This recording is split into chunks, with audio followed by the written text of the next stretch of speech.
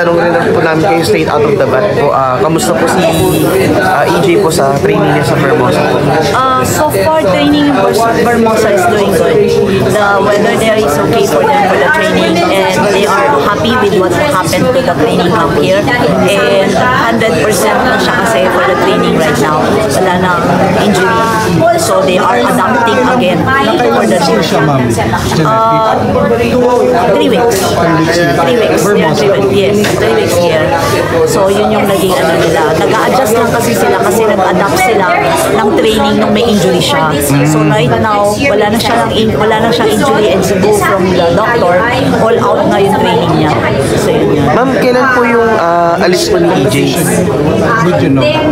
Next, alis niya within this week. Alis na siya this week going to Xiamen and Shanghai Diamond League. So 2 Diamond League leg in China right now. So after that, hoping makabalik siya ulit for another few weeks before going to the Asian Athletics Champion. Yes. Pero hindi siya makaka-attend next week no National Open. Ay, hindi po. Because conflict schedule. Yes, because of the, ano kasi siya Diamond League. It is the first time. It is the first time na nag-camp dito. And at the same time din, kasi maganda yung venue na pinagsalingan. And sila lang talaga may, ano kasi sila. Si coach kasi, Exclusive sa kanila. yeah, si coach kasi, pag nag-training sila, hindi gusto ni coach na merong nag-interfere. Kasi talagang training. Hindi na, ano na magkakausap, pero definitely, sa nangyaring 3 weeks naman, it was a good one. So, naging okay naman yung training nila there. Kasama yung mga PT at saka mga... Yes, kasama yung PT nandito. Kasama rin si Hussein, training partner is here. And Coach Vitaly is here. Coach Vitaly is here. Ma'am Jet, kailan po pala nag-start? Anong date po nag-start yung training po ni EJ sa March dito sa Metro Manila 22, I think. 22 or 20. So, Holy Week na dito. Yes, training sila the Holy Week. Wala pang Holy Week. Pero ayun po ma'am, Every day. Yes, every day. Morning and evening and training nila.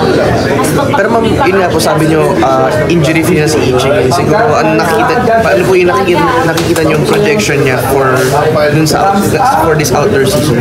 Well, they're targeting to have a much better height than the indoor, of course. Kasi sobrang risky na yung sa indoor, hindi sila nakapag-prepare talaga for the indoor. Because ang akala nila, pumasok na sila for the qualifying, but the qualifying for the indoor, instead of a year, naging September, which is after the Olympics.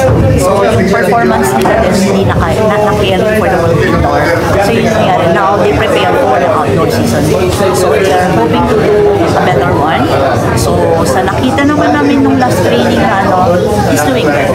Kailangan lang i-transfer talaga sa Shanghai. Tama, Xiamen and Shanghai. Kasi medyo bumaba siya, umataas yung internalis. Meron ba siya pinatarget na height? Alam pa sila ni Coach, they are having things with Coach, but they are doing one at a time. Hindi kasi kaya maging at the same time 100% because of the coping of the injury na nangyari. Kasi nag-adjust sila ng injury because of yeah, L5. L5, yeah. Dating injury? No, it's a back injury na sa likod. Yeah. Matagal din ang injury yun? No. Kaya nangyari yun? Before the Olympics, in a year na almost, akala nila ano lang kasi, hindi kasi sila nakapag-MRI right away because of the camps na ginagawa nila. Nung nagpa-MRI after the Olympics na, which is really stress fracture. So yun yung naging cause. After the Olympics, stop siya right away. No training in everything. So, training,